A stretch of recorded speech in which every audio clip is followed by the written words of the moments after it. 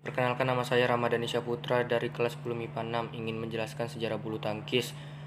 Harus dimainkan oleh sedikitnya 2 orang. Tujuan dari permainan ini adalah memukul kok hingga bisa melayang melewati net, kemudian jatuh ke lantai di area lawan agar terhitung sebagai poin.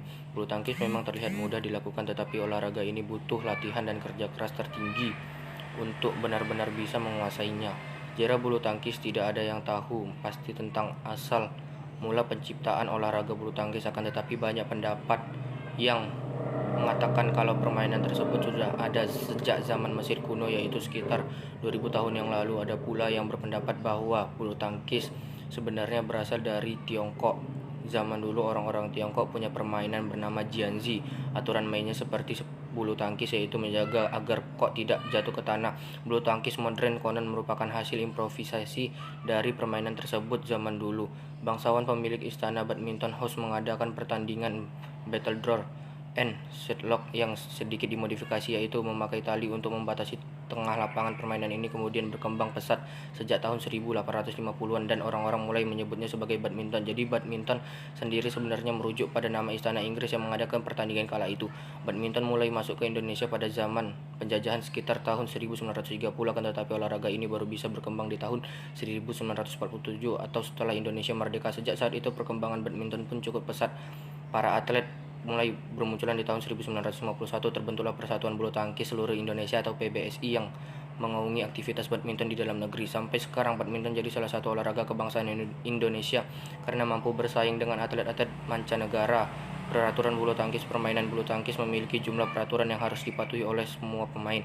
1. Perlengkapan bulu tangkis. Raket memiliki panjang maksimal 68 cm dan lebar 22 cm. Panjang kepala raket atau area senar adalah 28 cm dengan lebar 22 cm. Raket bisa terbuat dari kayu atau aluminium dengan berat tak lebih dari 150 gram. Kok terbuat dari 16 helai bulu yang diciptakan pada gabus berdiameter 25-28 mm. Berat standar kok adalah 4, sampai 5,5 gram, sedangkan tinggi kok antara 64 sampai 74. Jumlah pemain tunggal yaitu lawan satu dan biasa dimainkan oleh putra maupun putri. Ganda yaitu satu tim terdiri dari 2 orang. Ganda campuran yaitu satu tim terdiri dari 1 orang, 1 putra dan 1 putri. Penentuan awal pertandingan diawali dengan undian, yaitu menggunakan metode lempar koin yang dilakukan oleh wasit. Undian ini menentukan pemain yang harus melakukan servis terlebih dahulu. Penghitung skor penentuan kemenangan di olahraga ini menggunakan sistem best of there. Pemenang 2 babak. Jadi permainan bulu tangkis bisa berlangsung sebanyak 2-3 babak. Apabila ada permainan yang memenangkan 2 set berturut-turut, babak ketiga tidak perlu dilakukan. Di tiap setnya pemenang adalah permainan yang berhasil mengumpulkan poin 21 terlebih dahulu. Apabila terjadi kedudukan imbang di skor 20-20, pertandingan akan dilanjutkan sampai salah satu tim unggul dengan selisih 2 poin. 5. Penyelenggaraan kok menyangkut di net. Raket menyentuh di net memukul kok. Saat melakukan pukulan, raket melewati net dan masuk ke area tim lawan. Kok sudah dipukul tetapi jatuh di area sendiri, tidak berhasil melewati net. Saat menerima servis, permainan sudah bergerak dulu sebelum kok berhasil dipukul. Saat melakukan atau menerima servis, permainan menginjak garis batas lawan. Kok jatuh di luar lapangan atau meluncur lewat bawah net. Kok dipukul 2 kali, baik oleh 1 maupun 2 dalam satu tim. Pemain sengaja mengulur-ulur waktu pertandingan. Pemain secara sengaja melakukan hal-hal yang mengganggu tim lawan.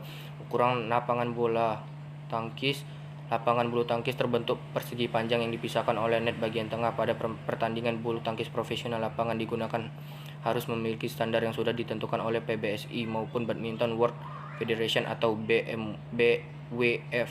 Ukuran lapangan standar PBSI: panjang 13,40 meter, lebar 6,10 meter, tinggi tiang net 1,55 meter, tinggi net 1,52 meter, jarak garis servis depan ke net 1,9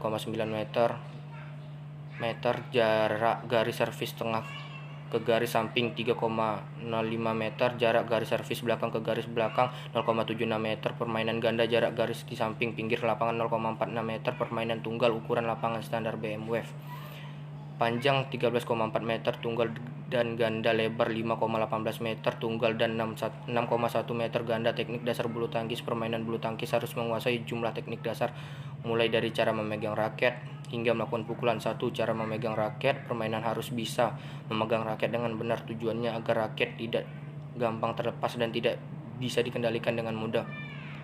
Memegang raket dengan benar juga bisa menghasilkan tenaga yang kuat sehingga pukulannya menjadi sempurna. 2. Posisi badan atau sikap berdiri atau stance. Sikap berdiri dalam olahraga ini membutuhkan keseimbangan. Dalam hal ini, permainan hanya berdiri, tetapi juga harus dalam posisi siap bermain. Sikap berdiri dalam bulu tangkis. 3. Kerja kaki atau footwork. Bulu tangkis menuntut para pemainnya untuk bergerak lincah dan cepat. Karena itu kerja kaki atau footwork punya peran yang sangat penting di dalam permainan. Kaki tidak hanya untuk memposisikan badan, tetapi juga jadi tumpuan sekaligus pusat keseimbangan, gampang terlepas dan tidak bisa dikendalikan dengan mudah. Memegang raket dengan benar juga bisa menghasilkan tenaga yang kuat sehingga pukulannya menjadi sempurna. 2. Posisi badan atau sikap berdiri atau stance. Sikap berdiri dalam olahraga ini membutuhkan keseimbangan. Dalam hal ini, permainan hanya berdiri, tetapi juga harus dalam posisi siap bermain. Sikap berdiri dalam bulu tangkis. 3. Kerja kaki atau footwork.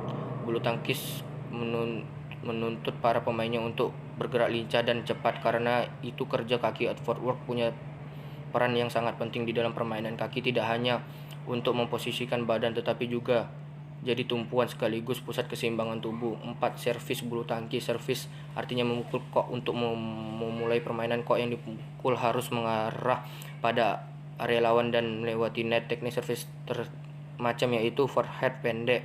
Permainan memukul kok dengan begitu kuat, forehand tinggi. Teknik ini dilakukan membuat kok melambung tinggi dan jatuhnya cukup jauh di area net. Servis backhand dilakukan dengan tenaga sedang. 5. Cara memukul. Teknik memuncul dan mengembalikan serangan kok bisa bermacam-macam. Setiap tekniknya juga bisa menjadi penentu kemenangan tim. Setidaknya ada 5 jenis yang patut ketahui, yaitu pukulan, lob, drop, shot, drive, netting, dan smash. Lob.